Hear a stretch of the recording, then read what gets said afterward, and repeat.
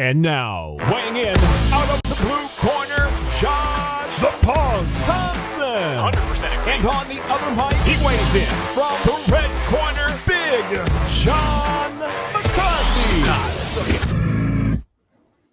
That's right, we're live. Thank God I'm back. I am back. It's not just the Punk, it's me too, driving you crazy. But you can see my man is still on the road. Yeah. Josh Thompson does not have a home. He is he's a traveler. You know what a traveler is, right? You know, guys like, Tyson Fury and his family. And I love it. Those are called gypsies. Well, if some people don't like being called, they like being called a traveler. So you're a traveler now. You can call me whatever you want, man. We're boys. I mean, I don't care what you call me. I mean, I'm out here having a good time. Kids are having a good time. We're at my buddy's beach house here in North Carolina, and headed on up to Pennsylvania for the national tournament for kids lacrosse and my son's 10U team. So we'll see how they do, man. These East Coast teams are no joke. Oh no, that's called real lacrosse. They know what they're doing. They've been playing it for a while, dude. Wow! I'm gonna tell my son what you said about him not playing real lacrosse. I'm not saying he's not playing real lacrosse. They've been doing it longer. Yeah. You know who's been doing it longer than them? Canadians. Really? The national sport for Canada is lacrosse. It's not hockey. No, it's not hockey. Well, I'll tell you what. Okay, all I know is if you go up to Canada and you turn on TSN, which is their ESPN, they're talking about hockey in the middle of summer. That's all that matters, man. Their national team sport, or the national sport, is lacrosse. I didn't know that. Until literally probably, I don't know, 10 weeks ago. Well, that's because, you know what? Now that I think about it, I'm going to piss off every Canadian there is. Because now, the Stanley Cup hasn't seen Canada since the 90s, dude. Wow. You know what? I did not realize that. Yeah. The last time was the Montreal Canadiens when they beat Gretzky and the LA Kings and crushed my heart. That was the one with the bent stick with Marty McSorley. Remember the whole stick thing? Yeah, I wasn't into hockey back then, Don. Oh, dude, it's awesome. I wasn't into hockey, yeah. I wasn't. But you know what, though, John? Since I'm at a beach house, I felt like this was fitting. Come classy, leave trashy, baby. This is a great sign for the house. That's a perfect sign for you, man. Oh, what? But look, we've got a lot to talk about. But you know what, John? Before we get to move into that, go ahead and you guys drink Element. Use the link down below in the descriptions. And when you guys purchase through that link, it gives you, there you go. John has it right there on hand. I got some cans downstairs, by the way. I brought a whole box for the whole team, for Kellen's lacrosse team. And when you use that link down below in the descriptions, they will send you a free bonus package with every purchase you guys make. So, hey, anyways, John, look, I know a lot of people were they're clamoring for John's opinion on the John Jones situation. They're just like clamoring. Wow. That's crazy because my opinion sucks. But you were gone doing your command classes last weekend in Las Vegas. I was in Laughlin, which is outside of Las Vegas, about an hour and a half. I know. I sent the Nevada State Athletic Commission to harass you. Yeah, and then I reminded them that you dye your hair. It's not. It's really. It's all your silver. I'm telling you, he came back the next day and he looks at me and he goes, "You got a lot of. You don't dye your hair at all." I go, "Fuck no, why?" He goes, I told Josh the whole thing about you saying that you know what, he needs to dye his hair because it's all gray now. And he goes, John's the one that dyes his hair. Yeah. two boxes of Just for Men. Every other week? Is that every other week? Is that what it is? Okay. John, I want to get your opinion on the John Jones situation. Why did he retire? What are your thoughts on why he retired? And not only just that, do you think it has anything to do with the charges that are being brought against him? No, but I'm sure the UFC is glad that he did it when he did it. I'm just being honest. You're looking in there going, "Oh, thank God. Thank God it's you know what? We don't have to deal with it. We don't have to worry about it. We don't have to say anything. It's not our concern. He is a retired fighter from us." So I honestly believe the UFC is kind of like, "Oh, thank you. You did us a favor. We appreciate it." But I want to say this about the whole thing with John is I actually feel bad for him in a way. And why I say that is, Josh, no matter how anyone feels about him personally, or you don't like that he took PEDs or any of that, he was unbelievable when he was in that cage. As a fighter, that guy was absolutely just freaking incredible. And to have someone that had the skill set that he had and the ability to perform under pressure the way he did and come away with the wins that he has, because look at a couple of his fights are some of the best fights you can watch. His fight against Alexander Gustafsson was fantastic. You know, it was a back and forth battle. He had, problems. He was cut in it. He comes back and he lands a freaking spinning elbow that basically turned the fourth round around for him. He would have lost it if he didn't do that, where he connected and hurt him. It's just all these different things that, throughout his career. He had an incredible career. And I honestly look at it like there's a ton of people out there that go, thank God he's gone. I'm tired of him. I'm tired of, just the bullshit that surrounds him. I'm tired of, this thing, like this stupid thing with the, the car incident here again. And that's a shame because, there's only so many people that can do it at that highest level, and they don't come around every year. It takes a long time to get someone to step in and fill those shoes and to have, even me, I'm being honest, the feeling of, so what? I'm just being honest. I don't care, because at this point in his career, with what he was doing, like with Aspinall and stuff, and again, I'm going to say right now, he is not afraid of Tom Aspinall. But what he is he's in a position that he can't get excited. He can't he can't get himself, that person really freaking excites me. And he's tired. He's tired of the sport. He's tired of, the commitment to the gym. He's tired of, having to do things a certain way while he has a fight. He wants to be free and do things all the time the way he wants, which scares me for who he is as a person and his personality and what he does, because I think he's going to get in trouble. And I hope he doesn't. I hope he has a great, rest of his life. He's got a lot of money, but that money will go fast and people will take it. So he needs to be careful. John, okay, so I agree with you. He's not afraid to fight Tom Aspinall. That's not. I don't even think that's even in his mindset. He's not that person. Now, on top of that, though, let me ask you this, because it was posed to me this question as well. He's not afraid to lose. He's not afraid to fight Tom Aspinall, but is he afraid to lose? Just period. Sure. Doesn't matter if it was to Tom Aspinall. Stop. To anybody. Yes, he's afraid to lose because that it really hasn't happened. And the more you go, every time you go, there's always going to be that possibility. So is it like his biological fight clock is absolutely ticking? It's just ticking, and he's just thinking to myself, if I keep stretching it one more time, do I is this the one? It's not that I'm afraid. It's like I'm not afraid of fighting him, but just out of numbers and God and whatever, is this the one? Because I don't want it to be the one. I want to end it at the right time. And I think that's really what it is, and it's like I said, God bless him. Good luck to him. Please be smart, because if he continues on the road that we've seen throughout his career, he's going to end up with no money. People are going to sue the shit out of him. He's going to end up doing something that gets him in a position he's going to lose that money. And I don't want to see that happen. John, he's got, no matter how you feel about him fighting wise, like he's a very talented fighter. I don't have him as the top of my GOAT list just because of the PEDs. I can understand that. And I got GSP, and that's just where I'm at with totally understand. Which is funny because we had this conversation about like who's at the top of the GOAT list, or not GOAT list, but the pound for pound list. GSP's never been at the pound for pound list. He's never been number one at pound for pound. Never. No, never. Which is insane to me. And then I have him as a GOAT, which now makes me look like a total jackass. Like, how can you not be? How can you be pound for pound? How can you be the GOAT when you've never been pound for pound? Because at the time, let's be honest, you had GSP in the welterweight division.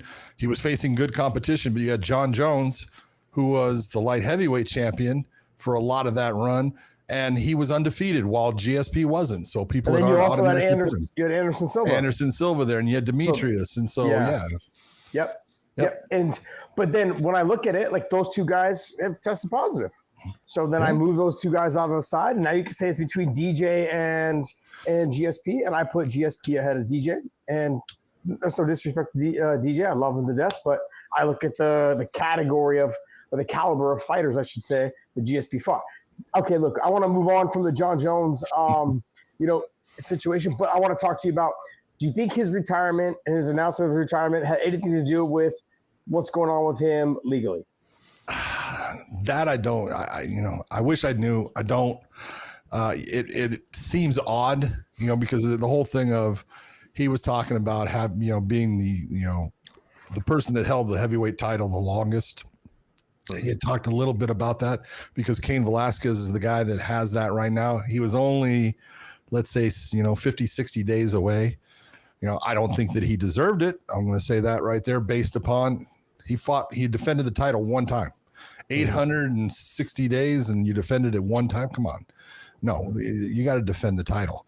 But, there was that, and that was, something that people had talked about that, he wanted it. Okay, maybe he did, maybe he didn't. But I just look at it and you go, it's odd that all of a sudden, after he had basically agreed to the fight, he comes out and says, just when that thing pops in the media, I'm retired. Yeah. So it might have had something to do with it. So there'll be some conspiracy theorists that'll be out there, and they'll say that John Jones, if you think about it, right? I went back and actually started thinking about it myself after some people had hit me up in my DMs and we're talking. They said, hey, if you think about it, John Jones was out of the 205-pound division, kept talking about going to the heavyweight division. Francis was there waiting for that contract to be done, never got it done. As soon as Francis leaves, he is able to fight. Yep. John comes in and fights, wins the title, the vacant title against Cyril Gane, and then defends it against a 42-year-old Stipe Miocic. And then this is where we're at right now in the situation. He retires and leaves the belt for Tom Aspinall, who's, would you – I guess you could kind of say, like, John, I think people are saying that John knows where he's at in his career.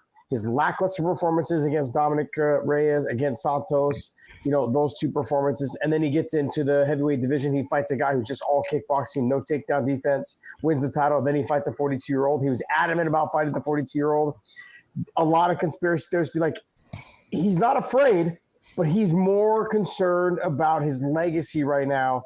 And that like he does not want to lose. He's considered the greatest. If he loses now, it'll tarnish everything he's done.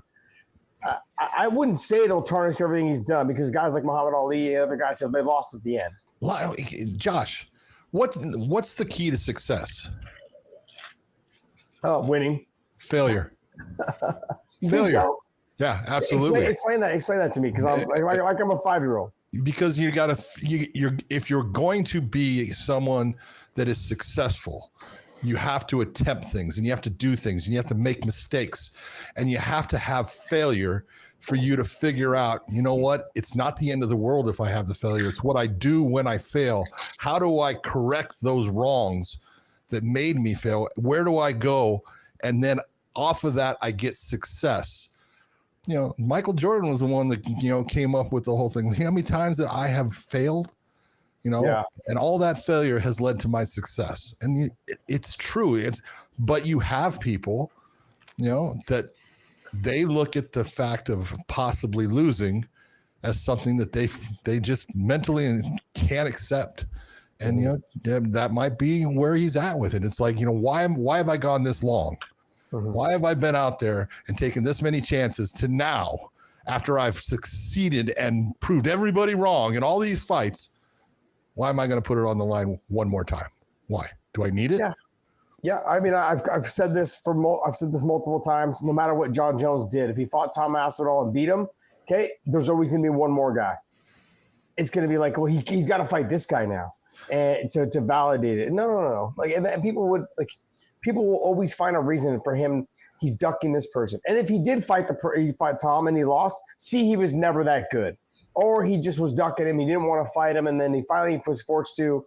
And this is where you're at. You can also take a look and say, he could be, in one of those positions where he's going, well, let's see. I beat Cyril Gane in basically 2 minutes. Mm-hmm. Right?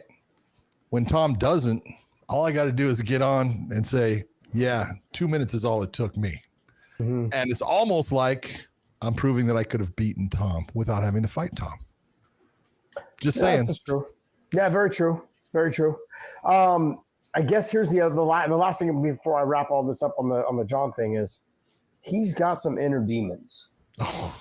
And And whatever it is, does it look and put all the fighting stuff aside, whatever those inner demons are. Because I've been thinking about this a lot, in the John Jones situation and with what's going on with him and with him being basically charged with all these things.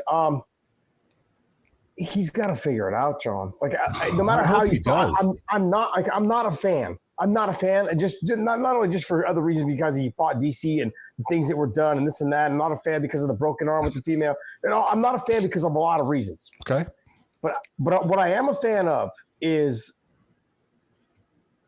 of just humans. I want him to get his shit. I want him together. to be successful with his life. It doesn't matter. I don't even care if he's successful. I just want him not to be a fucking burden on society and a burden to himself and a burden to his kids. Like, think about that, John. Like, his kids they're probably reading the shit that's being said about his dad right now, and some girl being naked from the waist down, found drunk in a car that he potentially or allegedly ran away from. Like, it doesn't matter how you feel. I think to myself, I'm like, did you listen to it? I didn't listen to it. Was there audio to it? Oh, they have audio on it. Yeah. I mean, for me, it's not good. No. But is there anything that gets him there at the scene? Because he basically, from what I understand, said he was never there. She left the house, and that's how she left my house. He is verbal over the phone. You can hear, you can tell it's John. If you know John's voice, it's John, and he's making statements that you go, stop. As far as he's saying that he has friends that, can get rid of people and things. It's like, what are you doing? He's drunk. You can tell, just by the way he's slurring his words. He's been, he's under the influence of something. Maybe it's not drunk. I don't know. But you just look and you go, once again, how many times? And, and look at, this is the problem with it is, Josh, these are the times he's been caught.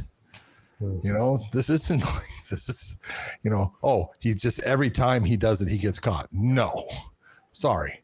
He has a pattern. He keeps on going back to that pattern. That pattern is going to bite him in the ass big time on one of these. Yeah, no matter, like I said, no matter how you feel about him, and like I said, I'm not a John Jones fan. I'm not going to deny what he's done inside the cage, but I'm going to simply say I want him to either seek help or get help or to make sure that he gets his life on the right path. You've got to. I think he's still married. He's got a wife. He's got kids. Whatever it is. Not married. He was never married. Okay, well, but that's his domestic partner or whatever you want to call him. Yeah, I would like him to. I'd like to see him get his shit together because I honestly believe that he's got so much knowledge and so much ability to give to other people. He's got so much that he could share with so many other athletes that would come into whatever gym it is that he's at, and whether it's Greg Jackson's, whatever it is, and share that knowledge to have those people live a successful life like he did. And the ones that gave him the knowledge, and shared every single ounce of what they've learned to him, I feel like if he could just learn to give that back, maybe it would settle his mind a little bit. I don't know. Maybe he's chasing that. You hear this all the time, John. Not just fighters, but sports fanatics, gamblers. They're chasing that next high. That's what they're doing. And for him, I feel like he's done everything. He's accomplished everything. He's, I don't know, what is he, 14-time, champion or something like that? Whatever. No, it's more than that. It's like 16 time now. Probably, 16, something 17. Like that. Yeah. So when you're talking about it, he's chasing that next thing.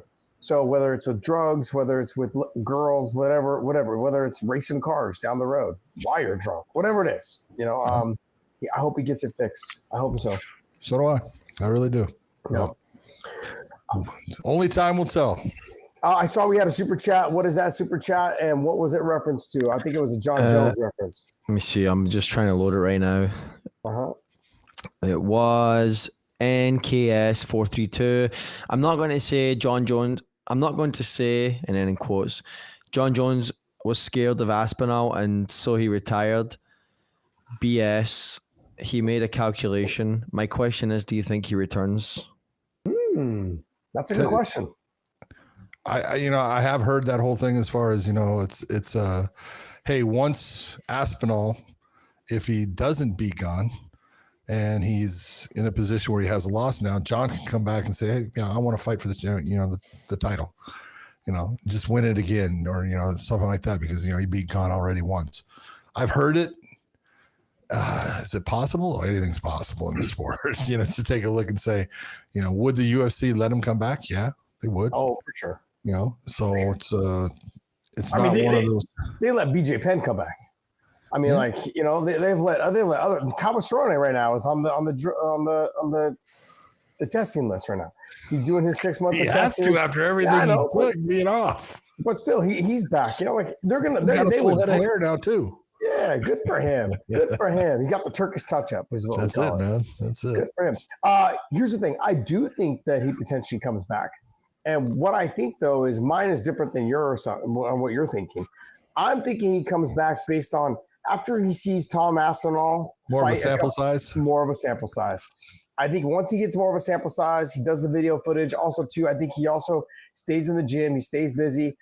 Maybe not as much as he probably should. But I also think that he's going to think to himself, I've seen enough footage now. I've seen it whether it's live, whether it's on video, whatever it is. He's going to have a big enough sample size now of more current, recent footage to be like, I can beat this guy. I could beat him this way and this way. And I think he'll try to come back. Whether Tom beats Cyril Gahn for sure. And then you get into, maybe Almeida, Gelton Almeida. That's another fight. Is he able to stop Almeida's takedowns? That becomes a little fun, a fight. But after he beats those two guys, I think he's going to get some rounds out of those two guys. I think he'll get at least 1-2 rounds out of each one of those guys. And when you do that, that gives John enough sample size to say, okay, look, your stand-up's not as clean as everyone thought it was. Sure, you got power. I'm just speaking out loud. And your wrestling takedown defense is not as good, or your wrestling takedowns are not as good. If I do rock you and hurt you, that you can't take me down. So there's all those things that fighters, they want the most current sample size they can get. And I think John is in that position right now to do whatever it is he wants. The last thing I'll say is the reason why I think that he will come back is that after he gets that sample size, it's probably something to get his mind off of all the shit that's going on, John. It might be. Let me get in there. Let me get some training in. Let me train hard. Let me focus on the fight. Let me get my mind off of whatever charges are being brought against me, whatever the situation is. So, I mean, that's something that's kind of, I think, worked for a lot of people. They get back into the gym, and when you walk into the gym and you're with your coach one-on-one inside the ring or one-on-one inside the cage, and you guys are doing drills and wrestling techniques and you're working on stuff and fine-tuning your craft, you're not thinking about the shit that's outside. You're not thinking about, so-and-so. Now, sure, when you walk out of the gym, it bothers you again. But for that brief moment, for that brief 2 hours or hour and a half, you've detoxed. Yeah, you've detoxed your brain from that shit that's going on outside. That's the great thing about sports. Is that for a moment there, he has a chance and opportunity to just be free. Like you said, be free for that hour and a half with his coaches and his friends and his training partners, whatever it is. So I don't know. Hopefully he gets it together. Dave, what else you got for us, buddy? What's on your chart for us today? All right, well, no big deal. We don't have that many big fights this weekend, so I'm not quite sure what we're going to talk about. All right. Well, let's talk. Let's start from the top, man. Let's start from the top. Before we talk about the main event, though, make sure you guys join us all over OnlyFans. You guys that are on OnlyFans right now watching us, make sure you guys submit your questions. Dave will make sure that you guys get priority on the questions, as well as our members that are YouTube members. We have a $4.99 membership and a $1.99 membership. I sent off all the bonus packages last week or a couple weeks ago. You guys all received them. I got notices from everyone saying they received them. I even throw in a couple little bonus stuff. I signed some shirts, signed some stuff, sent them off. Hey, man, and we got you, sent you off your element as well. Hopefully you guys enjoyed that. I want to thank you guys so much for being members of our YouTube channel. And join us over at OnlyFans. It is a free subscription. If you don't follow any other of the smut, you only follow us. We're the only thing that will come up on your page. You got Demetrius Johnson over there. You got Luke Rockhold. You got Chris Cyborg. You've got other fighters and athletes that are on there, pro surfers, Formula One racers. You've got tons of other athletes that are on that platform. Do not shy away from it just because of the stigma of it all. I'm telling you right now, we're the very first podcast they ever partnered with over 2 years ago, and we've been going strong with them. Our members have been joining and getting and growing since we've joined with them. And so if you guys are there right now listening to us on OnlyFans, throw your questions in and Podcast Dave will get to them. All right, man, that was a little long-winded, Dave. I can just see Dave's cringing right now going, come on, I want to ask you one question. Yeah. You were in Laughlin, Nevada, doing some fights there. Juan Archuleta was the main event. That was one hell of a fucking flying knee. That was a beautiful knockout. What was it like live? It was insane. But the thing is I had just seen him. He did like a little sample size of one. He basically jumped, and his opponent was nowhere around. Denny Linton was nowhere around. He just jumped up and did the movement. And then I was like, okay, maybe he'll come back to it next round. But no, he waited like maybe a total of 10 more seconds, and he went right back to it again as they circled. Seconds. It was beautifully done. Honestly, to me, remember what we talked about? The card itself was okay. Okay, but there was a really good fight. I think his name was Glenn Beck, and then gosh, what's the other guy's name? I can't remember. He had like a really weird last name. Santiago Maradoca or something like that. Anyways, but that fight was really good. But it was like two ferrets getting after it. A lot of wrestling, a lot of grappling, a lot of submission attempts, some stand up, but both were so exhausted. It was such a great that fight was so good. Like, I'm a nerd when it comes to that type of stuff, so I was loving it. Leg lock attempts, arm bars, triangles, all that stuff was fantastic. It was a true MMA fight. Great fight. Both guys were exhausted after 3 rounds. And then Juan comes in. John, what have we said? If the main event is good, no one gives a crap what happened earlier in the night. That knockout, I got a funny story I'm going to tell you after this. That knockout, though, I felt like didn't just save the card, but it really made everyone that was inside the arena, they all jumped up on their feet. The crowd was electric. They all stayed for the interview. It was absolutely amazing. But on a side note, they lost a fight the day before at weigh-ins, so they decided to move the start time from 6:30 to 7. Well, on the tickets, it said 6:30. So I literally had a fan, that not my fan, like not a fan of me, but a fan that was there to watch the fights. He starts pointing at me at 6:30. And I'm like, oh, we're not starting until 7. He walks up to me, and he starts cussing at me and yelling at me. And he's like, what the is going on? You said 6, the doors opened at 5. You said 6:30. Why is it not starting? This is bullshit. And he starts getting on me. And I'm like, nice. I'm like, hey, I'm just the analyst, man. Like, I'm just here like to call the fights. You think I'm in charge? I go, the fighters are in the back. They're not ready yet. He's like, what do you mean they're not ready? He starts going off on me and yelling at me. And I'm like, what is going on? And then I say, hey, the commission is the one that controls the start time. If the fighters are not ready in the back, we're not starting the show. And he's like, well, tell them to get their shit together. And this thing starts cussing at me. And I'm like, damn. I just turned away, man. I was ready to, I thought he had that look in his eyes like he wanted to fight me, John. Like he wanted to throw down. Then I look over at the promoter, who's a good friend of mine. And I'm like, and I just told him, I said, this guy just walked up to me and did this. And he came back up to me, talking more trash. And I should have pointed it at the promoter and be like, hey, but the bottom line is that I just said, hey man, the commission runs when we start or not. If there's not an ambulance here, if like all the medics aren't here, I go, if the fighters are not wrapped, like we're not starting the show. Like you're not just going to send a kid out there just to, he doesn't have a mouthpiece. I go, you have to make sure everyone's ready. So we had a little conversation and I finally just turned away from him because I was waiting for him to push me or shove me or something. Yeah. Well, yeah. You could have started your comeback there in Laughlin. Just unregulated, man. Hey, that's how I started in my real fight career, John. Is on the streets, baby. Let's get it. All right, let's get it. That's funny. Yeah. So okay, let's go. We have another super chat. What do you got for us there? Yeah, before we actually move on to the main card here, can I just ask John to drop? I know we're live, right? But just can I ask John to drop off and come back on because there's something going on with your connection. I don't want you to be. You look like you're in 1995 right now in dial-up. Yeah. And I just don't want you to be that way throughout this talking about this card. So if you could drop off, hop back in, and hopefully that fixes it. Okay. All right. Do I have to? You want me to end my Instagram video? Nah. Just hop off the live stream. Just hop out of the room, the room that we're in, and then come back into the room, and then I'll get you in, and Josh can talk about this Nate Diaz stuff while we do that. What am I going to talk about on the Nate Diaz stuff there, buddy? Like, yeah, Nate had a little comment today on his ex. Go ahead and read it out there. Nate sent a tweet out saying, "Thirsty little bitches out there." And then with a laughing face emoji. Look, I mean, I already had this conversation and talked about it the other day. I said, hey, Nate literally, KSI turned him, like KSI wanted to fight him. He basically just became, Nate became a total diva and he ruined that deal. That deal is gone. It's off the table. It's not available anymore. I thought for sure he was going to fight KSI. That was the fight to make. The fight to make was KSI and Nate Diaz.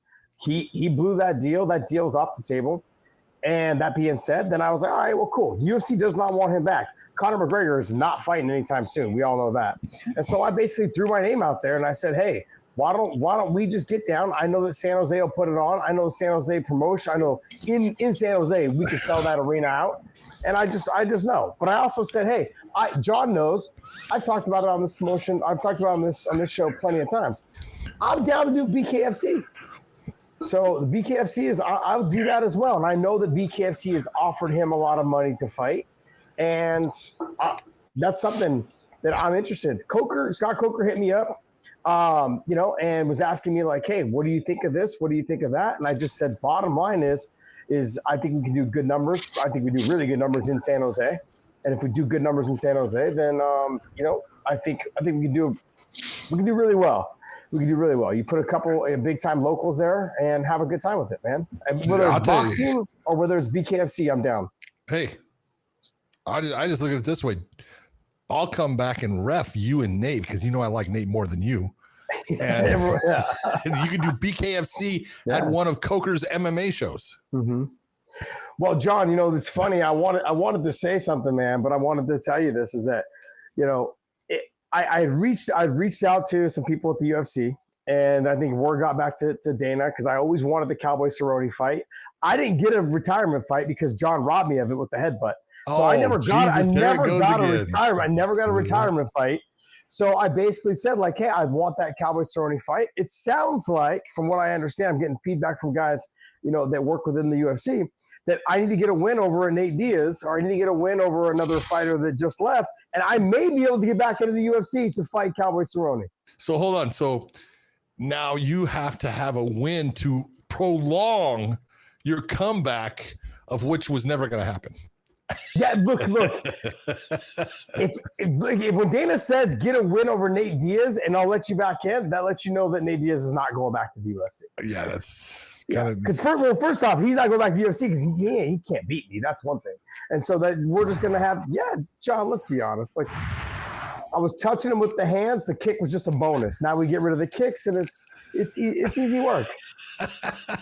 It's easy work. Okay, all right. So look, Nate comes out and says, "Yo, thirsty bitches are out here." Look, it's fun. Do you know what I loved?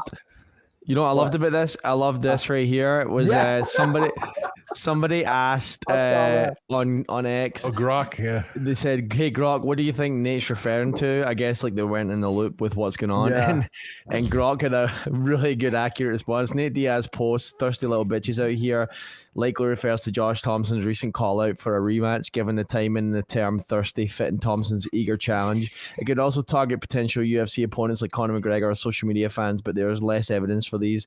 The post ambiguity leaves room for interpretation, with Thompson being the most probable focus. I thought that was great, man. So now I got to put you in the same equation as Conor and John. You're just putting shit on social media just to stay relative. No, John, I'll fight. The difference is, John, is that I will fight. You will fight, huh? I will fight because look, I really do. Like, doesn't matter what anyone says. I want my retire. It's been eating at me. It's been eating at me for the last probably, 3 or 4 months, maybe a little bit longer. But I was like, I don't really see anything going on. But then I had a couple of meetings and I talked to a couple of people, that are in with the BKFC and also too with the UFC. And they're like, yeah, he's not going back to the UFC. And BKFC's offered him a lot of money, and he just keeps kind of like, oh, okay, I'll get to you when I have time. And I've always had an interest in BKFC. You know that. I've told you that. It just gives me flashbacks of like when I was a young kid fighting in the streets. Like, there's no gloves. There's nothing going on. Like, let's just see what happens. Apparently, David Feldman's aware of your call out, and he's meeting with Nate this week, is what I read.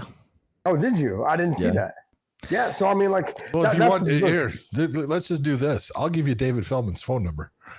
Yeah, I mean, look, I'm not against it. Give him a text. Say, hey, Dave, this is Josh Thompson. Look, Dave Feldman needs to think about two things. He needs to think about how we can do it in San Jose or in California, in the Bay Area. We can do it in California. Or I know we can if it's BKFC. I know we can. Or, which to be honest, for me, I would rather do it in the Bay Area, but I also don't want to pay the state tax. So, John, so Texas is looking really good. Texas is looking really good. But look, I think if Dave Feldman can't get it done, I know that guys like Scott Coker would be interested in having that conversation. I've already chatted with Scott a little bit, and there's something there. And and look, when guys like when Dana or other people are kind of buzzing like, hey, all you got to do is beat Nate, and maybe you'll see Cerrone and Thompson. Let's see what happens. You're all getting all giddy again now. Look at you. Come on, baby. Look at the smile. You know what's funny, John? This is what's funny is that I had a bunch of people going, "Hey, man, look, Thompson needs money," and I'm like, well, everyone needs money. Yeah. Well, not only that, John, but then I'm getting a pretty big fat settlement from the class action. So I think I'm feeling pretty good about it. I think everyone's going to be okay for a little bit. So, well, you might. They might be right. You might need the money with the travel you're doing for this damn lacrosse team stuff. Lacrosse is killing me, man. It's killing me, bro. It's killing me. Denver, Vail, back to Dallas. Now I'm on my way to Pennsylvania. I'm in North Carolina now. Well, I'm like, hold on. Just since January, I know you've been in San Diego. Yep. I know you were up north for something. I thought it was the lacrosse. You've been freaking in Dallas, obviously, doing it there. Yeah. Colorado, now Pennsylvania. That's a lot of travel around the country, and it's not a small country. No, he's a 10-year kid. He's 10. He's 10. Dave, get ready, buddy. Get ready, buddy. Dude. Dave, get ready. Look, I'm having a blast though. Son's loving it. We kind of pulled him a little bit out of soccer, so he's kind of taking a break from soccer. We're gonna still do soccer though, like they're just not travel soccer. What happens when your son wants to play football when he gets to high school? So we're gonna play flag football coming up. I'm okay with him playing football when he gets to high school. All the kids, people should know this. I said that because we had talked and you said you didn't want him, I don't want him to play football, but look, I'm not going to stop him either. Okay. Here's the thing, though, is that I'm not going to let him play until 7th grade because kids in Texas now, they don't play tackle football until about 7th grade. So a lot of the parents, the new generation of parents are like, they can play 7v7, they can play 7-on-7s, or they can play flag, they can play all these other flags, they can play other football. They don't need to play tackle until 7th grade. I agree. And I'm actually 100% on board with that. Their necks are stronger, their body is physically stronger. Just everything. Yeah. I mean, I'll take it, man. I'll take that. So, John, let me ask you this: what's your take on the Nate Diaz thing? I think here's the problem. Yep. Nate's in a position where Nate has made a lot of money. Okay, mm-hmm. Now he didn't make a lot of money in his last fight. He didn't make what he was supposed to. But he did get majority of it. I do know that. I know he did get money, and it's a lot. I'm not saying it's not a lot. But it wasn't everything he was, look at it's almost like you count your money before you have it, So he was counting it before he had it. And then when he didn't get it, that sucks. So I think he's looking at, all of these things, am I going to get paid? I was promised to get paid something. I didn't get paid what I was supposed to get paid. So I think, he's in the position where he's got, not a whole lot of time left, but he's looking and saying, okay, what's the best thing for me to get that one last big payday? Is it Connor? But I'm just being honest. I don't see that fight ever occurring again. There's a whole lot of things that, make it to where it's going to be very difficult. And I'm not going to get into all of them, but that's one that because, of where people are at and promotions and contracts, it's just not an easy fight to put together right now with the way things are. So I really look and then, the whole thing with him in the Bay Area with you. And honestly, I think, look, if you're going to sell that fight, you need to go to the Bay Area. You guys need need to be either in Stockton, or somewhere in the Northern California area. That makes total sense. That will sell. You're both popular there. You both have had great careers. John over here trying to get me killed, having me go to Stockton to fucking fight his ass shit.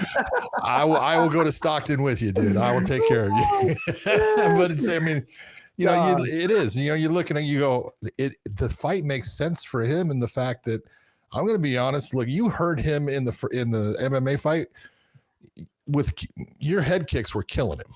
Mm-hmm. Now I take those away. It's going to be a little bit different fight. You know why? You know, it's not like, you have the same tools to work with. And so if I'm him, I'm looking saying, dude, I got length over him, the range, everything. Okay. Yeah, it's a good fight for me. So, it's one of those, I don't see why he wouldn't take it if the numbers are put before him that make it to where, as long as I'm going to get that and I'm going to make sure I'm guaranteed to get this. And he'll be smart about it. He does have people around him that take care of those things. Yeah. I just look at it, it's a smart move for him. Yeah, it's a good fight for you.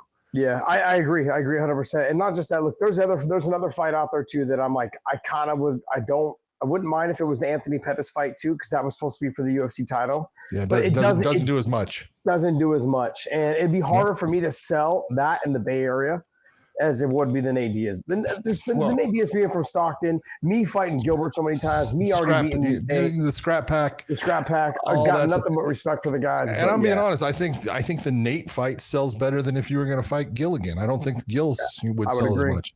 100%. So I think if there's one fight, and it's because you beat him, and you beat him handedly, you look and you go, man, that's a great fight. One that he could get back possibly. He's got an opportunity to. That makes it to where, you're looking saying, okay, then he's going to take it serious because I'm not going to let this happen again. Yeah. That's going to be his frame of mind and stuff. And in the Bay Area, I don't see a better matchup for you or him, possible. So, yeah. Hey, it's there. It's there. It's available, and I'm ready. I'm ready if you want. So set a date. Let's do it. Big John's gonna ref it. You know what it's like to get me. I tell people all the time, look, the people will say stuff. Why'd you retire? Why'd you do this? I retired because I got tired of flying. I would tell promoters. Promoters would say, I said, what do you want to make? And I said, look, you're not paying me to referee. I'll referee for free. You're paying me to get on a fucking airplane because I can't stand it. It drives me crazy. And I just did that class. Trust me, nothing but troubles. fucking with the airlines. And I'm just, I can't stand it. But as much as I hate flying, I will be at your fight because I'll just drive. I'll just drive. It's fun, man. Like I said, this for me is one of those fights where if you guys go back and watch the 5th round of my second Gilbert Melendez fight, that's how I plan on fighting this fight. Like that, when I come out and start, it's just going to be like, hey, I got nothing to lose. I just am enjoying the moment of knowing this is it. Like this is what Dustin Poirier wanted. He wanted his fight in New Orleans. He wanted it against a legend, against someone he respects. That's what he wants. And guess what? You're going to bring the best out of me. That's exactly what you're going to get. You're going to get the very best because I know it's going to be my last. It's going to be my last. Would you let your son watch live? That's a conversation for me and the wife. That's a conversation you don't want. Yeah. I mean, you know what it is I think what it would be is I will definitely not let my daughter watch, but I think with my son, I'll have a conversation with him. And John knows my son. You both know my son very well. I can have a great conversation with him and I'll tell him like, there's going to be a good chance that I get hurt, I get cut, I get bloody. I just want you to be, or do you understand? Do you want to watch this? Do you want to see me bleed? Do you want to see me get hurt? What he's going to say. I don't know. Hell yeah. Yes, you do. Yeah. I mean, I think he's going to, of course, want to be there. I just want to make sure he understands what he's getting himself into. Sure. That's all. That's the way to do it. But yeah, look, if you guys want any feedback on this, you guys can hit me up in my DMs. Just repost all the stuff that we've been talking about. The Dave Feldman situation, I'm definitely interested in that. But I think Scott Coker is also, like I said, reached out to me. And if there's any chance of doing it with anywhere, I mean, obviously San Jose is the place to go. So I think, like you said, Bare Knuckle can go to California. They're able to do shows in California. Yes, they are. And I know that they have been willing to pay up. And I think that's one of those fights where with Nate, like there's no kicks, dude. Like, I'm taking away the thing that puts you to sleep. Shin to the dome. So let's go ahead and let's run it back. Let's see what happens. Thirsty or not, come get it. Let's do it. Anyways, all right, let's go ahead and talk about this main event. Let's go ahead and talk UFC 317, Topuria versus Oliveira. John, great fight. Fantastic fight. Topuria coming up at 155. Charles Oliveira saying he's going to knock him out. I mean, other fighters that have fought Charles said he's one of the hardest hitters they've faced. Topuria obviously is one of the hardest hitters that most fighters have faced. But how do you see this fight going out? Do you see a finish? I do. I don't think this fight's going to go the distance. Inside 3? Oh, I think it'll be somewhere, right in by the end of the third. Yep, somewhere in there. It could go 4, but I just don't see this fight lasting. And I think Charles is honestly going to really go after him with a vengeance to try to put him away. The whole fight to me is based upon range. You know, Charles has got length on Ilya. He does well fighting on the outside. Ilya is way better on the inside. You know, you can sit there and talk about, look, Charles got his Muay Thai and the plum. No, it's different when you got a guy that's throwing the shots that Ilya throws when he steps inside that booth. He is just incredibly sharp. And his angles that he takes, the way he throws his shots, the angle that it comes on, very difficult to stop. He's got power, and so it really comes down to that, who wins the range war? Whoever wins the range war wins the fight. Does Charles have the ability to keep him on the outside? I don't think so. I think that Ilya will get himself in range where he wants to be, and that's where problems will start. See, I'm taking a different approach. Oh, it's okay. I think Charles Oliveira is going to become a wrestler real quick. Yeah, he might, he might try it, but it's not like Ilya is a hell of a defensive wrestler. He is a good, offensive wrestler.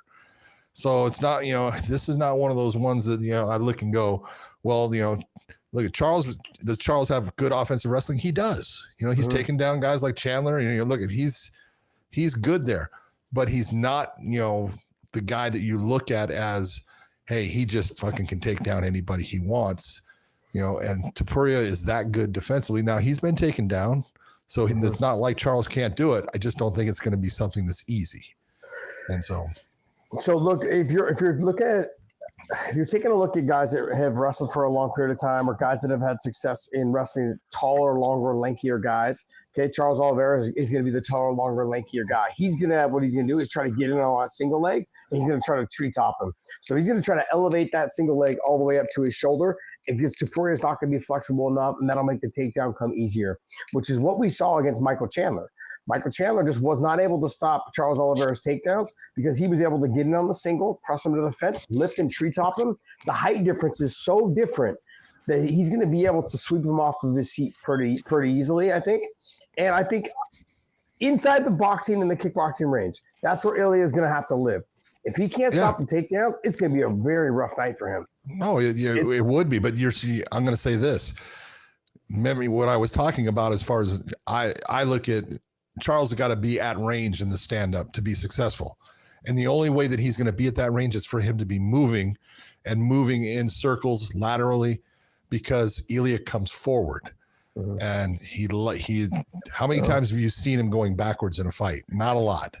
And so when you take a look, is it easier to get a takedown when you're going forward, or is it easier to get a takedown when you're on your back foot?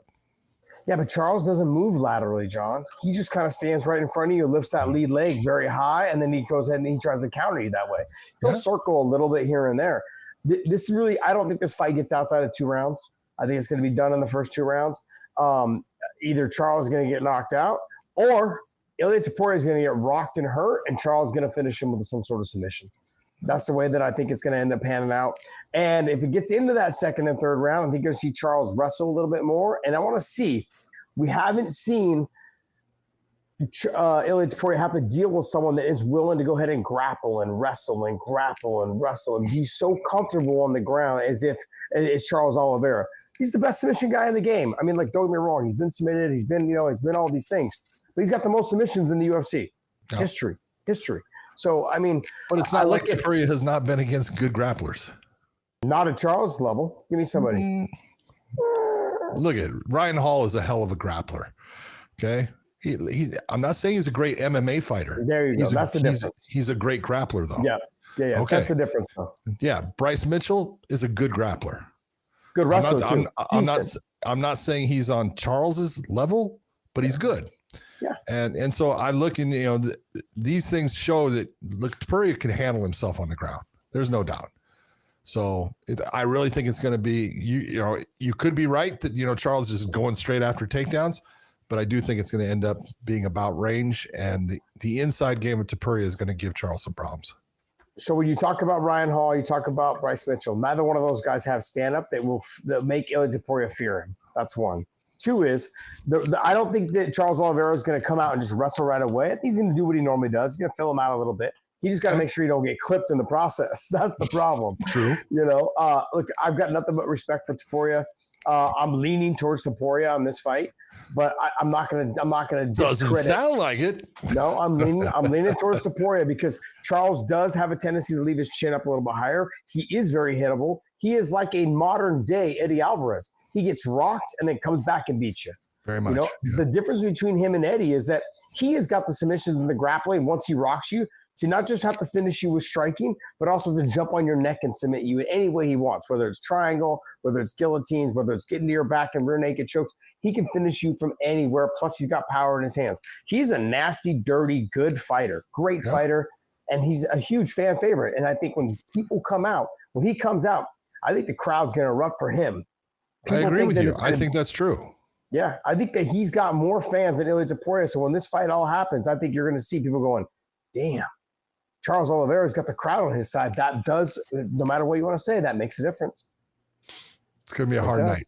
It's going to be a fun night for us because we don't have to do any of it. Thank you very much. We don't have to do any of it. That's it. So go ahead. Let's go talk to the co-main event. Oh, you got Alexandre Pantoja taking on Kai Kara France. Look at this, comes down to your Pantoja is the champ. He's tough as hell. He is a dog. He'll stand there and he'll throw with you. I don't think that's the right game plan for him as far as with Kai Kara. Kai Kara France for a flyweight has got power. Very few guys in that weight class have that one punch knockout ability or hurt you to the point where they can then finish you off. Pantoja's good with his hands. It's not that he can't stand with Kai Kara France, but he needs, in my opinion, to be searching for the takedown.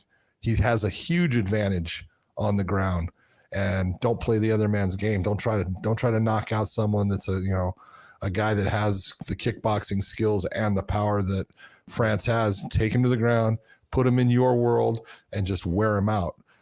That's the way that Pantoja gets the win easily. Yeah, I mean, why, like you said, why play another man's game? Like, we understand, like, I could break down this fight in so many different ways for Kai Kara France. I could break it down so many different ways for Pantoja, but the bottom line is we all know Pantoja's going to go ahead and he's going to take a shot to give a shot, but in that transition, he's going to work for the takedowns.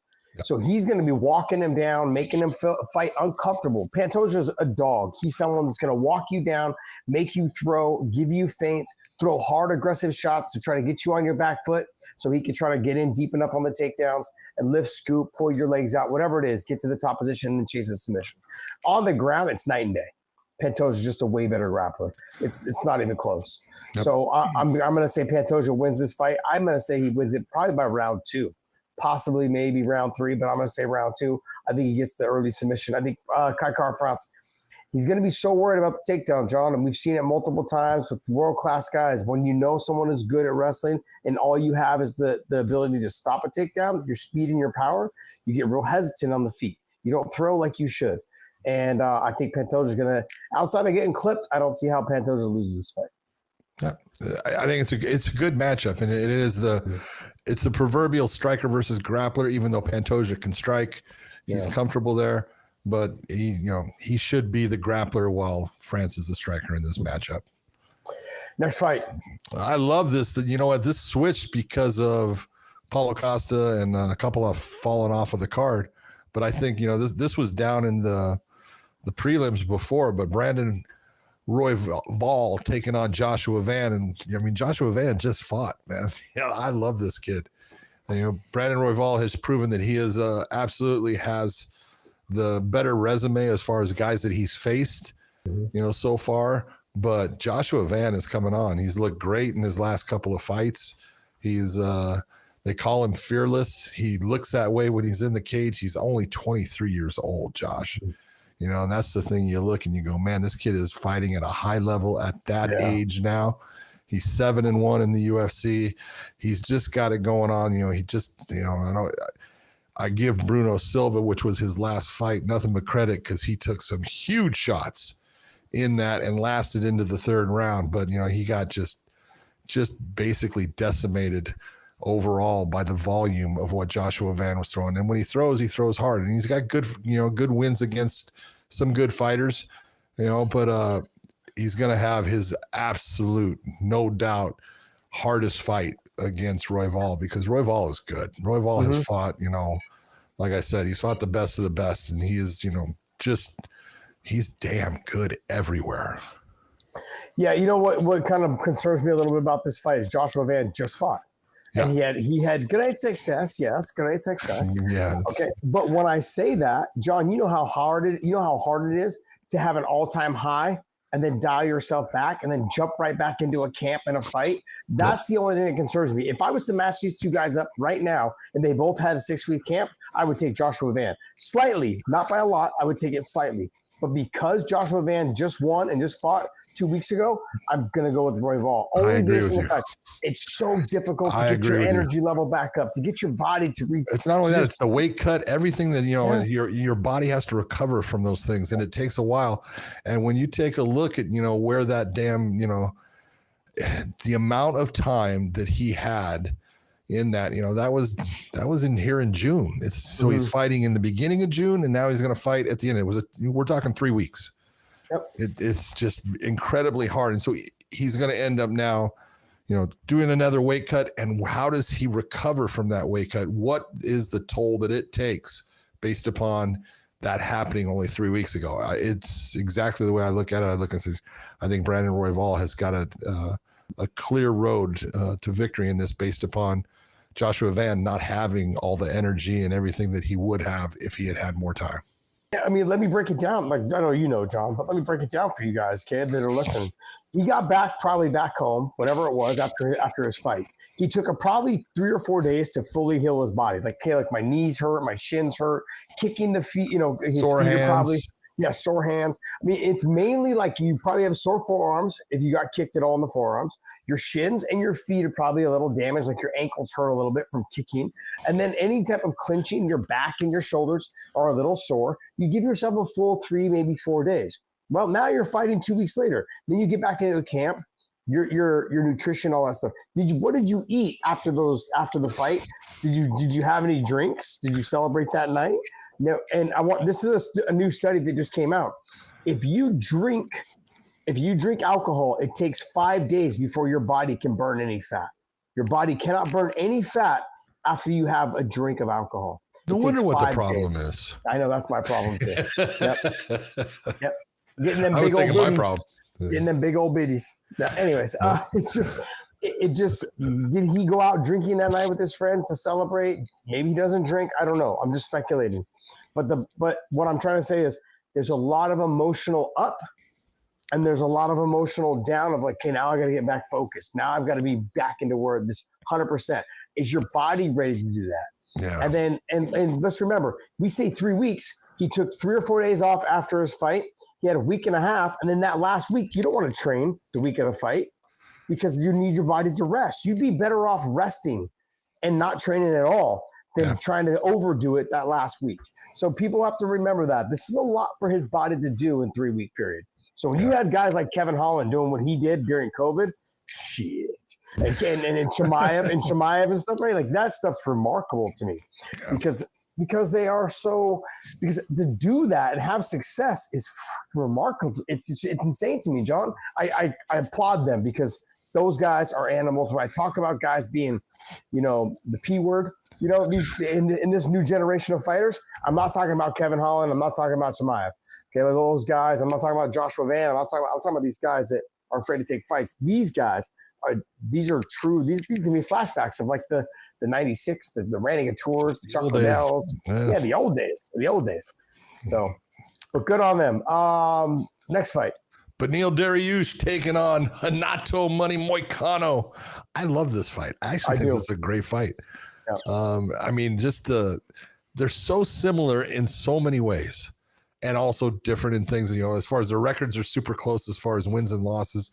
They're the same age, which is great. Both of them are fantastic on the ground.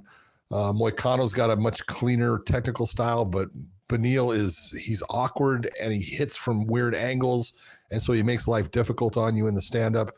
It's a real question of, who's in that position now to, both were coming off a loss, but the loss that Moicano had was to, Islam taking a fight last minute, and so, it's really, this is a unique situation to watch him. I love both guys. I've known Beneil forever.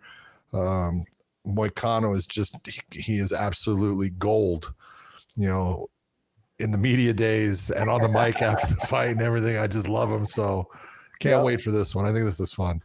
Beneil Dariush, the Silver Fox. Okay. He is somebody that he's exciting to watch fight. He brings it every single time. I love his energy. I love him as a person too. I mean, if you guys have not ever met him in passing, make sure you stop him and say hi, because he's such a nice guy. Such a nice guy. Money Moicano, great guy as well. Fun, great on the mic. He's really rejuvenated his career going up to 55. And then when he got a hold of the microphone, just saying he's cutting a promo every single time. Podcast Dave knows about promos. Yeah, he's cutting a promo every single time. It's absolutely fantastic. No matter no matter what side you fall on the political side, maybe you don't agree with him, maybe you do, but guess what? No one cares, because now you're tuning in to watch him either win or lose. He's fun. He's fun. I love watching him fight. This is an evenly matched fight. I'm stoked for this fight. The reason why is because Dariush is someone who is not as he's not as technically savvy. Like, he's not clean. Like you said, all of his stuff comes from weird angles. His wrestling is not like a traditional wrestler. He scrambles really well. A lot of Granby rolls, a lot of roll throughs, a lot of knee bar rolls. He does all this weird, funky stuff. He reminds me a little bit of like Ben Askren when I was watching him wrestle in college. Like, he's got the funky, man. He's got the funky in him when it comes to his grappling. And on the feet, all of his striking is funky as well. Whereas Moicano's a little bit more clean with the striking, a little more clean with the jiu-jitsu. But will that work against somebody who's, wild and reckless like a Dariush? And it should be, I think this could be one of those fights that has the potential to be a fight of the night. Yeah. I think this is going to be just a fun fight with both guys going after it, because it's just the way they fight. So I can't wait for it. The opening fight for the main card, bringing back Peyton Talbot. He's going to be taking on Felipe Lima. It's actually a good matchup in the bantamweight division, but there is a question when you take a look at it. No matter what, Peyton Talbot's last fight was his first loss, and it was against Ronnie Barcelos. And you take a look at what happened in that fight. He learned a lesson, hopefully, about you've got to be good everywhere and understand I can't just give positions and let time go by. Felipe Lima, he's undefeated in the UFC. He's 14-1, and his only loss is his first fight ever. He's got a 14-fight winning streak. So he's hot as hell. Now, he's got a lot of decisions. I know that. But those decisions, when you watch the fights, he's dominated those fights for those decisions. He's a good, solid fighter everywhere. So it's really, where's Peyton Talbot's head at? Because the kid's good. Peyton Talbot is good. I really enjoy watching him fight. Where's his head at? What did he learn off of that loss? Again, there's nothing wrong with failure. If you take it and learn from it and make yourself better, I hope that's what we saw. I hope that's what we see. Excuse me. Yeah, I think with Peyton Talbot, right? Like, you want to know, did he get high on his own paper clippings? Yeah. Was he reading the headlines? Was he like, oh, I'm the man on this? And look, John, it's happened to me. Oh, it happens. It's happened to me twice. I started believing my own shit, and it happens all the time. It's not just me. Like, it's happened to guys like Luke Rockhold. It's happened to other guys, in AK, and it happens. It happens to us, man. We start reading our own paper clippings, and we think we're the greatest of all time. And someone else is telling you are. And somebody, and we got a bunch of yes men sometimes around us. But then on top of it, those other fighters don't give a shit about our paper clippings. So Lima is a dog. He's a stud. Looking forward to seeing this fight because Peyton Talbot has a lot to redeem himself over. But on top of that, I think he read the paper clippings. I think he's going to be a completely different fighter right now. And with his power, it doesn't really matter. Like, it does matter, but I'm saying it doesn't. He can go ahead and end a fight anytime if he can just touch your chin. So this is going to be one of those fights. Jack Hermanson versus Gregory Rodriguez. Who you got? Oh, it's a good fight, but I take Gregory Rodriguez in the fact that, I love Jack Hermanson, but he's better on the ground. Gregory Rodriguez is damn good on the ground. He is a world champion in jiu-jitsu, super strong. He's his stand-up is cleaner than Jack's. He's got more power than Jack. And I just look at right now, I'm leaning towards Rodriguez. Yeah. I'm going to lean towards Rodriguez also because Jack Hermanson, I don't think he has the wrestling or the jiu-jitsu to really control Rodriguez on the ground. And on the feet, I'm going to go with Rodriguez. He's got the better stand-up, and he hits harder. Yeah. Just that cave mindset. John, any other fights on here you want to talk about? Yeah, I got to say that Hyder Emil against Jose Delgado is going to be a hell of a fight. Hyder is tough as hell. He's out of the Bay Area. He's got no losses, right? What is he, 14-0, 15-0? 11-0. Yeah. He's Gilbert Melendez. Yeah, unfortunately, he fights a lot like Gilbert. He gets hit a lot, but he's tough as hell, man. The guy is absolutely he's nonstop, and you got to give him credit. He's fun to watch. So I think that's going to be a really good fight. Hey, Hyder, man, you could co-main event Nate and I. There you go. I'm telling you, I'm giving you the pitch. That's it. Anyways, okay, so no other fights on here you want to chat about? Oh, Terrence McKinney taking on Velashev Borshev, the crazy Russian kickboxer out of Team Alpha Male. That should be interesting because look at Terrence McKinney in the start of the fight. He's a handful for everyone. Yeah. But Borishev has shown that he's resilient. He'll take shots. He'll get beat in those first and second rounds and come back and win the fight in the third round. So it'll be an interesting fight and fun to watch. Hey guys, that's going to wrap up our UFC 317 fight talk. And before we go ahead and move on, go make sure you guys hit that link down below in the descriptions for Drink Element. Every purchase gets you an extra bonus package. And I want to thank you guys so much for continuing to support our podcast, the Weigh In Podcast, Big John, with all of his knowledge in the refereeing and my 22 years of fighting. We are here. Also, join our memberships at $199 and $499 for our YouTube channel. I want to thank you guys so much for continuing to support us. Let's go ahead and move on. What else you got for us there, Dave? Super chats. Mm-hmm. Yes. Yeah. Yes. Dr. I don't even want to say that name. It's kind of rude. Jones is 37, not 19. Get it together. It's apart. I don't know what it means. You guys said he means he's 37. He's not 19. So get your shit together because you're too old to be acting the way you're acting. Oh, that's okay. I agree with that. That. That makes sense. Zeke 662. Sorry, just got on. What are you guys think of the UFC Noche main event? Zeke, we actually have that on the agenda, so we will cover it before the show's over. Yep. Alejandro Gutierrez, Josh, would you fight KSI and then Nate Diaz? Sure. Probably not. I mean, like I would fight one of them. If KSI wants to fight, I'll fight him. Yeah, I'll fight him. I'll fight KSI. I'll fight. I want a retirement fight, man.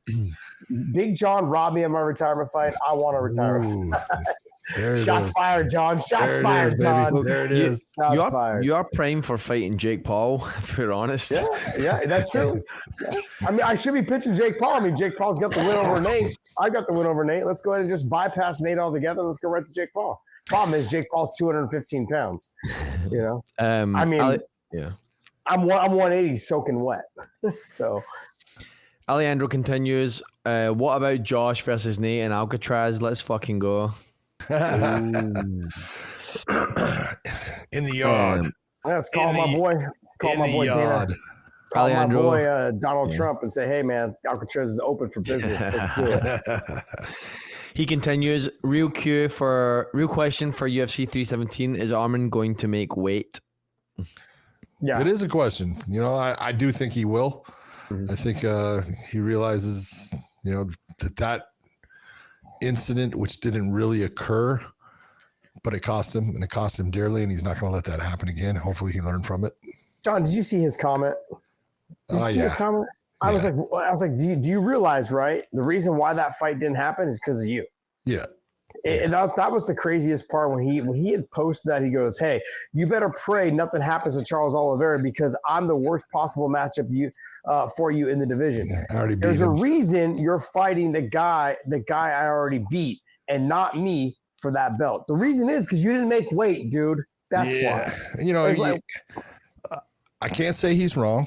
Okay, in the fact that he beat Charles, but don't act like you were freaking just demolishing Charles. You didn't. No. You lost the first round, you won the second round, and you barely won the third, which would have switched.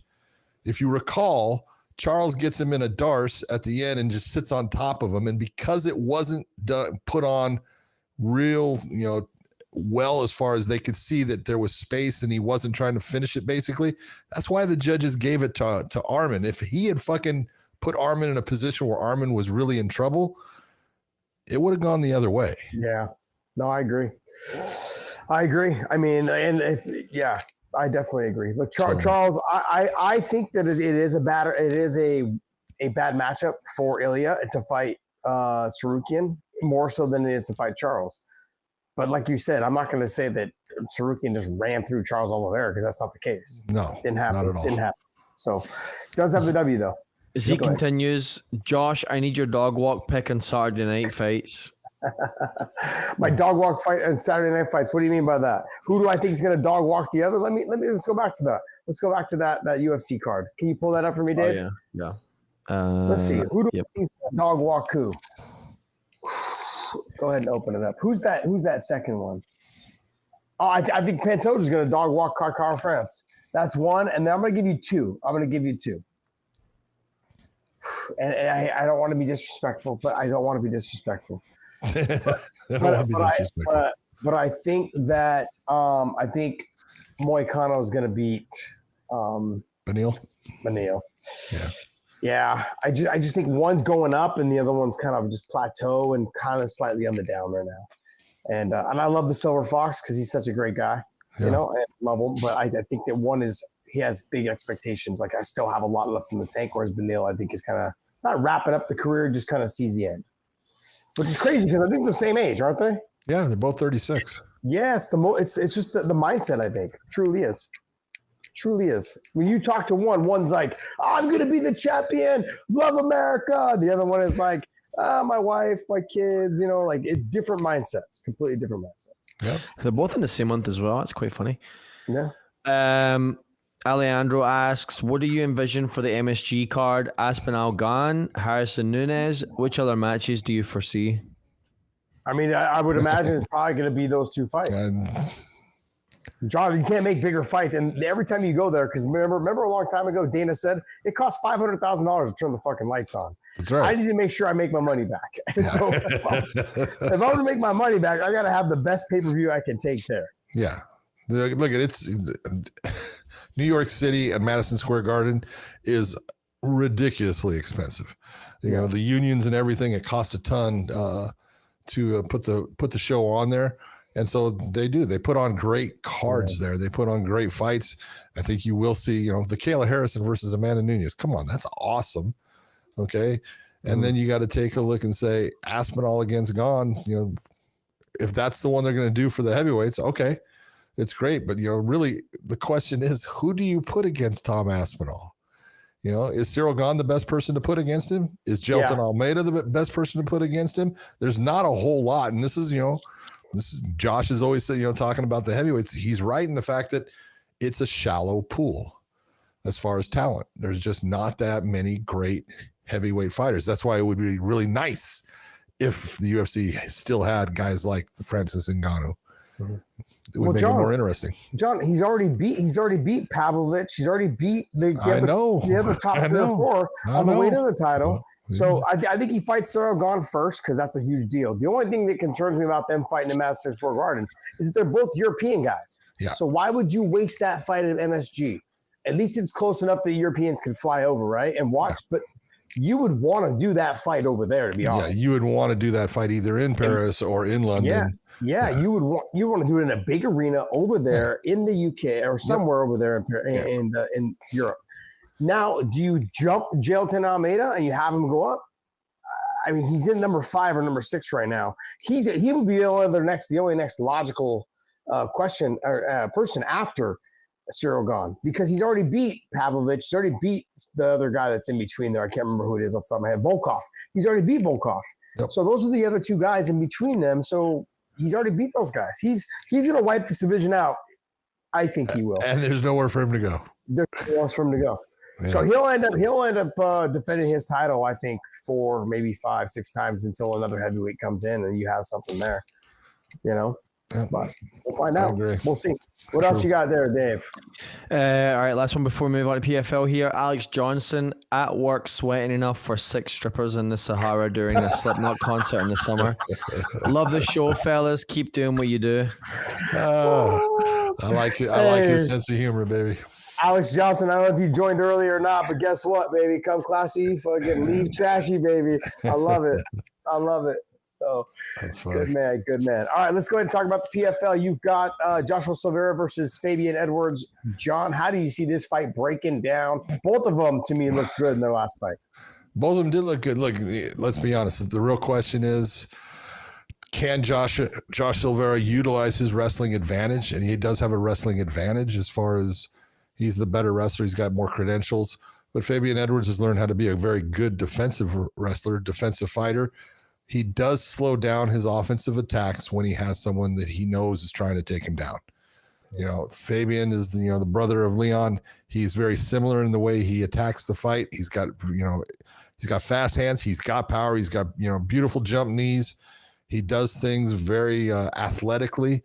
Silvera is the son of Conan Silvera from American Top Team. He's had a great career, in the PFL. He's 14-4 in his pro career. He's got a couple of losses to the guys that ended up winning the PFL's $1 million. So that sucks. But, he's been right there. He's a good fighter. The real question here is, when you're looking at this, you're saying Josh Silvera has to grind this fight out. It's 3 rounds, which is good for him because he can try to motor through it and get the takedowns and burn some energy in trying to get Fabian Edwards on the ground. But as the fight goes on, if he's not capable in getting those takedowns, it's going to start to be a hard stand-up battle for him, because his stand-up is okay. It's not bad. It's just not on the level of Fabian's. Yeah, he's not afraid of Joshua Silvera is not afraid to get hit. He's he's a Arizona State wrestler. He's a grinding mentality. I think in a 3-round fight, if you push on Fabian Edwards, he has a tendency sometimes to, I don't want to say wilt or fold, but that's why the 5-round would have been better. For who? For Josh. Yeah, okay, I would agree with you. But look, John, to be honest, all he's got to do is get 2 or 3 takedowns and he wins the first 2 rounds, and then he's just got to survive in the third. I know it's easier said than done. I'm throwing that out there. Like, I think he can't afford to waste time in that first round. He can't let Fabian Edwards sit on the outside and try to pick him apart. He's got to do what he did against Impa Kasanganay. He's got to do what he did, pushing the pace right from the jump. Try to make it a dirty, grimy fight right off the bat. And lucky enough for him, that's exactly who he is. Yeah. He's that dirty, grimy fighter. But if he gives up that first round, the next 2 rounds are going to be a very difficult fight for him. Because once Fabian gets rolling, he's much like his brother. Once they get rolling, they're very hard to stop. Well, and it's also one of the things that, you got to take a look at with Josh Silvera. Most of the time all of his competition in the PFL was in the light heavyweight division. Yeah. He's now in the middleweight at 185, which is actually more suited towards his body frame and everything. So could be the difference. Yeah. I mean, I would agree with you. Like the Josh Silvera fight, he has been fighting at 205. This is probably like a relief for him. Like, all I do is cut a little more weight. And I can just push the pressure and put pressure, use my body size and my wrestling to get Fabian down. And like you said, Fabian's not the same fighter when he knows you're going to try to take him down. Yeah. He's a lot more hesitant. He doesn't pull the trigger as much. He's a lot of waiting. He's fast. He's explosive. He's very tricky and crafty on the feet. But is it going to be tricky and crafty enough to deal with someone that has the wrestling from Arizona State that Joshua Silvera has? So we're going to find out. But I do like this fight, though, John. Yeah, you take a look. A lot of people are going to look and say that Fabian Edwards, his last fight was against Impa Kasanganay. Mm-hmm. And he was able to get rid of Impa Kasanganay and knock him out, while Josh Silvera has had losses to Impa. So there's the guys that give Fabian Edwards problems have been wrestlers. Johnny Eblen twice. You have Austin Vanderford. He was able to take him down. Now, he got cut big time, but he was able to take him down and keep him there for a while. Even Costello Vanstinas, who we look at and we like his stand-up, he was successful when he took Fabian down. He wasn't real successful in being in the stand-up with him. So Yeah. It's one of those you look at, being a good wrestler, utilize that wrestling if you want the win, if you're Josh Silveira. Absolutely. Next fight.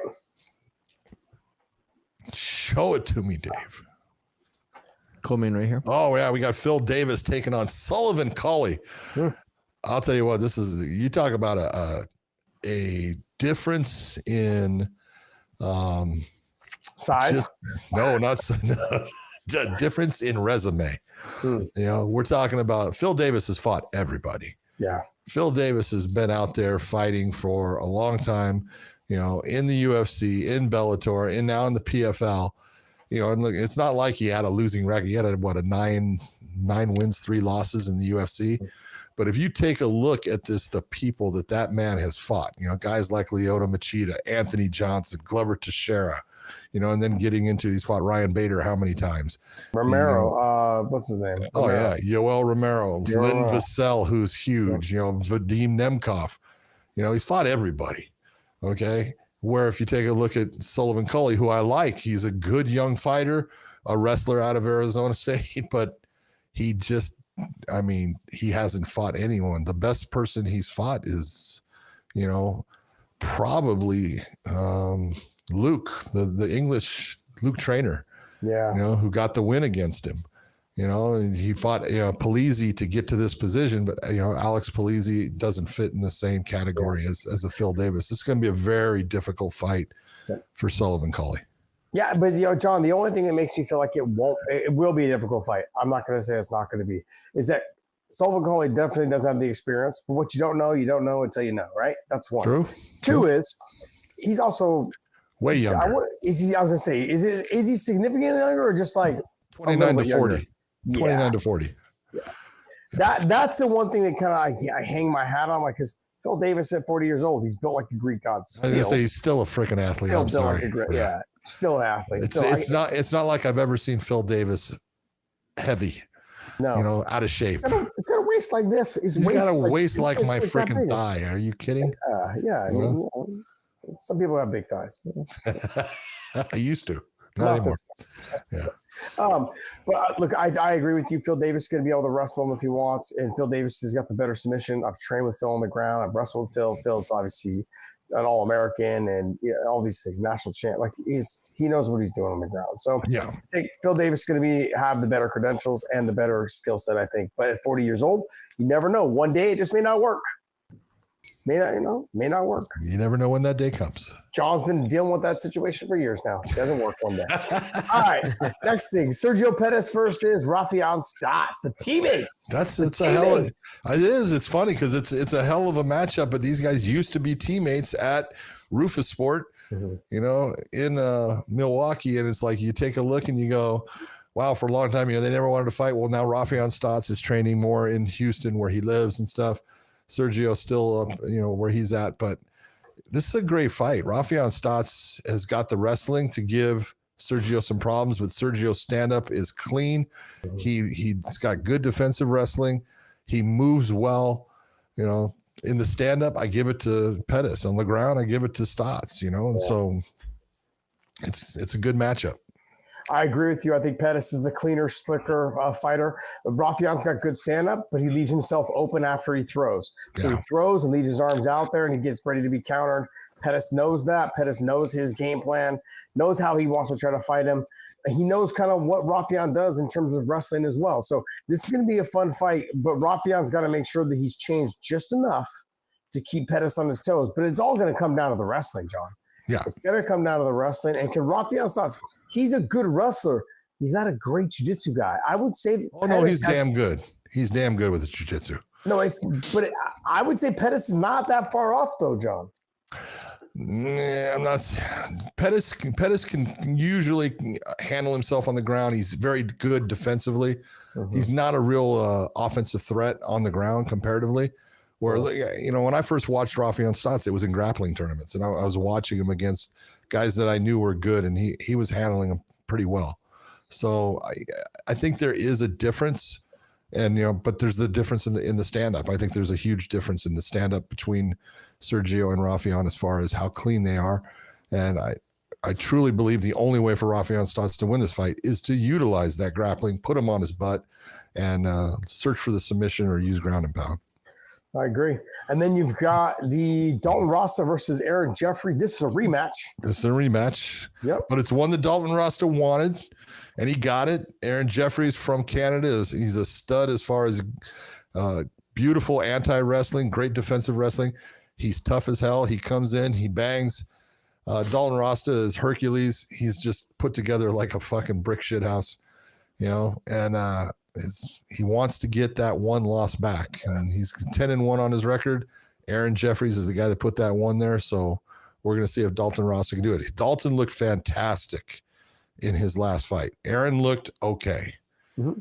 So, but John, let's be honest. Aaron Jeffrey is not the guy that's going to be super explosive. He's going to do all these fancy things. Nope, he's going to hang on you. He's going to grind on you. He's going to Randy Couture you. That's the best analogy I can give you. It's a great analogy. He's going to Randy Couture you. Yeah. Whereas Dalton Ross is going to Yoel Romero you. He's going to he's going to do whatever. Like, he's going to do all this, he's going to do this explosive stuff, heavy power, good wrestling, big slams. He's going to do all those things. But in that process, what happened when they first fought? Dalton Ross did all those things and had no effect on Aaron Jeffrey. And he got tired. And then Aaron Jeffrey said, I found your kryptonite. You're no Hercules. You're no Superman. I've got this right here. I've got your kryptonite. And that's what he did. Now let's see how Dalton Ross figures that all out. But John, any other fights on this card you want to talk about? There's some other good fights on here. You got to go with Biagio Ali Walsh, who is the grandson of Ali. He is coming along as a fighter. It's really getting better. And so he's going to go after his third straight professional win. We'll see if he gets it. Good on him, man. He's a super good kid. Yes. He played football at Bishop Gorman. Like, he's very well known within the community. His godfather is Flava Flav. That's his godfather. Yeah. Told me the whole story how I met him. But yeah, great kid though, great family, everything absolutely amazing. I've done some interviews with him. Fantastic young man. So good luck to him. Dave, what else you got, bud? All right, let's talk about the UFC Noche main event on September 13th. Did you expect I expected not a bigger main event. This is a fantastic fight. I'm not going to dog this fight at all. I expected a title fight though for Noche. Did you? Would you not? Would you not expect a title fight for Noche? I think it's a big deal. Yeah, it's a big deal, but I think you're going back to the sphere. As far as making it a big deal. It's not that Noche is not they don't try to put on good fights, but they try to put on good fights with people from Mexico, Brazil, South America. Mm-hmm. And so I think that's, what you're looking for is one of those type of matchups. And if, the only way that could have been better is if it would have been really Diego Lopes against Yair Rodriguez. Yeah. And that's taking nothing from John Silva. I'm not talking about the fight. I'm just saying they already had heat. But I love John Silva. So do you think that they did this because they didn't want too much taken away from the Canelo Crawford fight? It's literally that week. I think it's that week. September 20-something is that week. Same night. Oh, is it the same night? Same night. Different areas though, so it's not different same areas, night, same day. It will be the same day as far as the broadcasts. You will be able to see them in North America on the same day. There will be different times, so you'll be able to see both. So party at my house, guys. If you guys are a member, I'm sending you my address. You guys come on down, fly your ass to my house. You're lying. You're lying, son of a bitch. This is like This is like me ending your career. Just nothing but a lie. You dye your hair. Stop it. All right. I think it's a fantastic fight. I'm glad they put this fight together. Jean Silva making some big waves in the sport of MMA and in the UFC, of course. And Diego Lopes coming off his loss. But obviously, I think he understands what he did wrong. He has gotten better every single time he's lost. Every time he's had a bad performance, he's come in and he's chained off like 4 or 5 more wins. This is a very tough fight for him. Jean Silva is very relaxed, composed.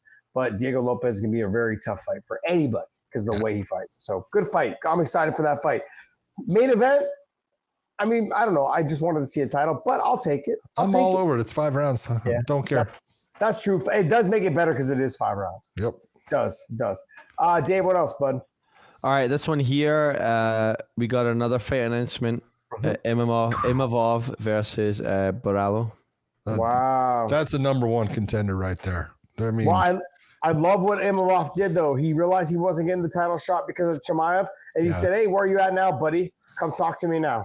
I loved how because, John, that's been the knock on Imavov. That's been a knock on some of these other fighters, is that when they get a little bit of roll, they don't talk enough trash. And you know the UFC loves that shit. Oh, yeah. They love the fact when guys That's their marketing team. Yeah. It's like when they don't have to put more money into marketing because you're doing it all for them. Yep. They love that. They love that part. So, I think this is a great fight. I'm looking forward to this fight. It puts Borralho right there in the mix to be the number one contender if he can get past Imavov. Yeah, I agree. I think it's a fantastic matchup. Can't wait for that one. It's going to be a good fight. Good fight. What else, Dave? All right, we'll do a couple of super chats left, and then I think we're good. So yes, we are. First one from Alejandro Gutierrez. Aspinall versus Volkov, or Aspinall versus Pereira. That way Pereira can be the only person winning titles across 3 weight classes, right? Well, Aspinall already beat Volkov, so that fight's off. I'm not going to have that done until he beats Cyril Gahn, and then he beats Almeida. So those are the 2 fights that I think should be next for Tom Aspinall. Am I right, John? Yeah, I would agree. Okay. And then I think anything else outside of that, if there's anything else. Was there a second part of that question? Then he can be the only one holding 3 titles across 3 weight classes. He's talking about that. Pahea.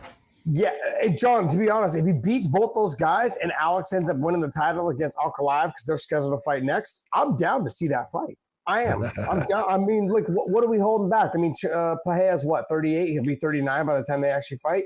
What are we doing? That's the great thing. He is not a John Jones, and no, that's no disrespect to John Jones. He's not trying to protect his legacy. He's trying to make as much money as he possibly can so he can ride off into the sunset. That's the difference between certain fighters, right? One is like, I'm a money whore and I'm going to take as much money as I can. And the other one is like, I'm going to protect my legacy. I don't want to take any chances. I want to fight the guys that I feel are safe.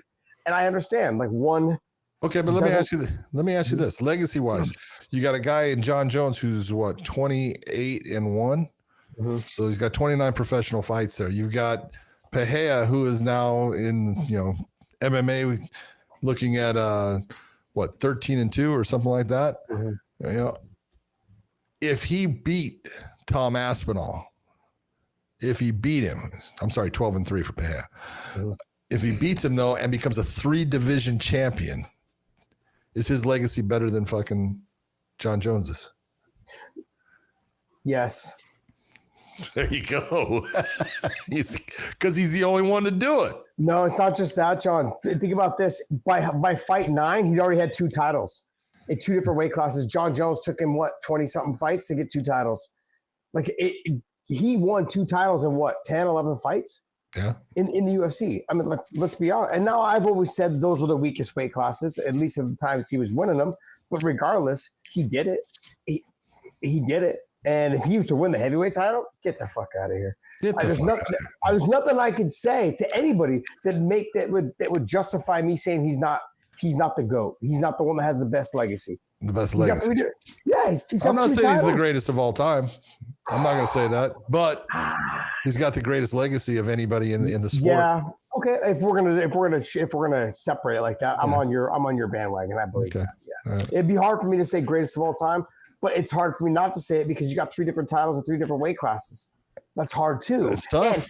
And he did it in such a short period of time. That's the thing, though, John. Like, some of these guys, they don't even have, they're barely getting their beak wet in their own division by as many fights as he has. That's true. So anyways, I love watching him fight. I'm going to be sad to see him go because he is getting older. Yeah. But from Drew Mac, do you sleep before a fight? Any stories of nerves? There's a couple things I could tell you. So Frank Shamrock used to jerk off in the back right before he fought. Like, literally, like right before he walked out, he'd go into the bathroom stall and he'd jerk off. Okay. Me, I would never sleep. Okay, that's one I never knew.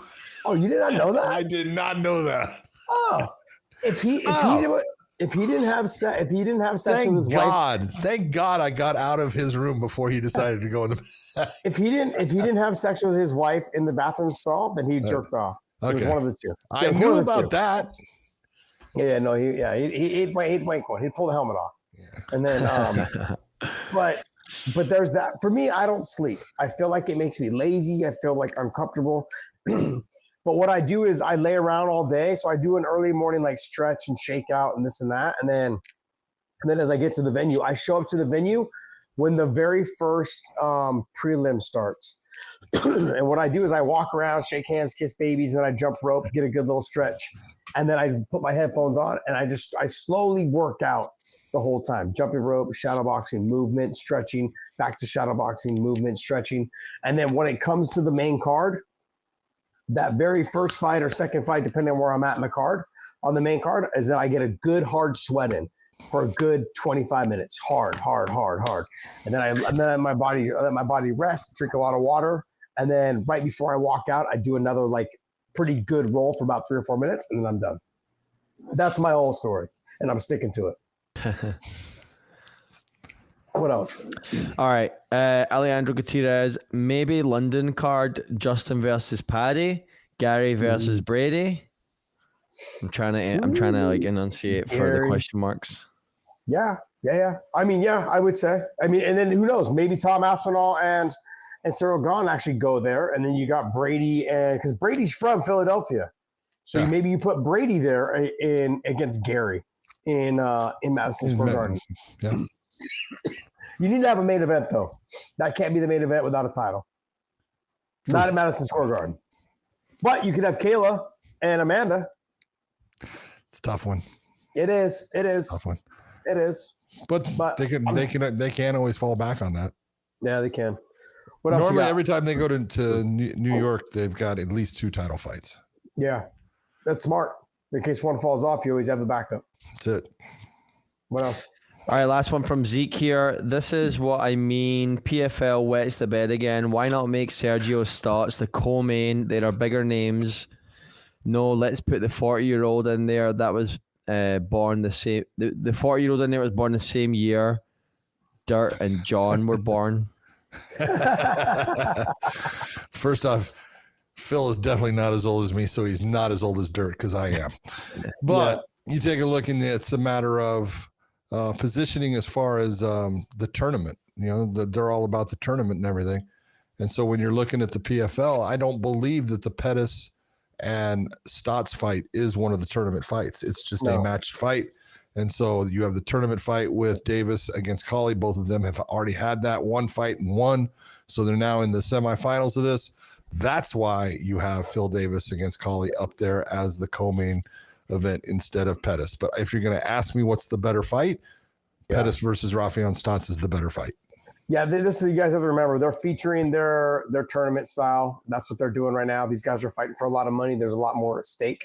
You know, when you're trying to get into that finals to make the $500,000. So it's a big deal, man. You got to make it a big deal. So good for them. It's going to be a good fight. I agree with you. The Pettis and the Stotts thing is a huge deal because former teammates, there's a storyline there, both good fighters. Looking forward to seeing that fight. But regardless, you got to put the bigger guys normally win out, and then it is the tournament finals or tournament semifinals. So you got to give them the nod. Exactly. All right, guys. Hey, that's going to wrap up our show. Hopefully you guys enjoyed it. Hopefully you guys, my microphone was a lot better than it was last time. I saw some complaints, but I didn't read them because I don't pay attention. But I want to say continuously that I thank you guys so much. Hit the subscribe button, share our content all over the place. Take snippets from our content, okay? And just when you post it, just make sure you tag us on it so we can repost it for you guys. Like I said, join our memberships, $4.99 for if you guys want to be sent off some bonus packages and some other things. You guys have options to be part of all this, and then $1.99 to get your questions up there on our super chats, and we go ahead and answer those. I want to thank you guys. You guys have been amazing. Go to WayneMerch.com, pick up some of our apparel. We are going to be closing this site down here. I think this is the last month, and we're going to be starting a new site with it here shortly. And so we will be working on basically one drop. So it's a one-item drop that we'll be trying to do once every 30 to 45 days. That will be just limited edition drops that John and I will be putting out. So I wanted to get you guys' feedback on that. Hit us up in the comments. Let us know what you think on that idea. And, man, make sure you guys join us over at OnlyFans. It is free. Subscribe to us over there. It is free. And Drake Element, use the link down below in the descriptions. John, take us away. For everyone out there that is asking about our comments on John Jones's retirement, go to the beginning of the show. We did that. So just turn it off and then turn it back on, and you'll find out. For everyone out there that was with us the whole time, thank you for being part of the Weighing In Podcast, and we will see you.